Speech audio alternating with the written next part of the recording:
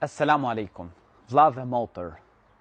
Duhet që të shpresojmë dhe t'i lutemi Allahut të lartësuar që t'i ndihmoj dhe t'i shpëtoj muslimanët e Gazës.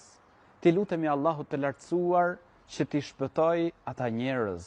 T'i lutemi Zotit gjithësisë me bindje të plot dhe duke shpresuar që ai do t'i përgjigjet lutjeve. Të arrisim shpresën tek Allahu i lartësuar në këto situata të vështira që po kalojnë muslimanët e Gazës.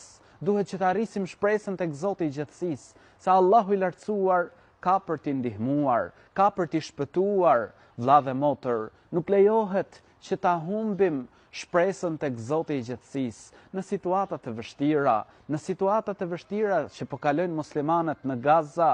Duhet ta dim se sa herë që ngushtohet situata, sa herë që vështirësohet situata, fitoria dhe çlirimi është afër. Allahu i lartësuar thot në Kur'an: "Hatta idha stay'asa ar-rusul wa dhannu annahum qad kudhibu ja'ahum nasruna fanujjiya man nasha wa la yuraddu ba'suna 'anil qawmil mujrimin." Dhe kur pejgamberët gati e humbën shpresën dhe menduan se ata u quajtën gënjeshtar, atëherë u erdhi atyre ndihma jon dhe ne shpëtojmë këtë duam dhe nuk zmbrapset dënimi jon ndaj popullit keqbërës.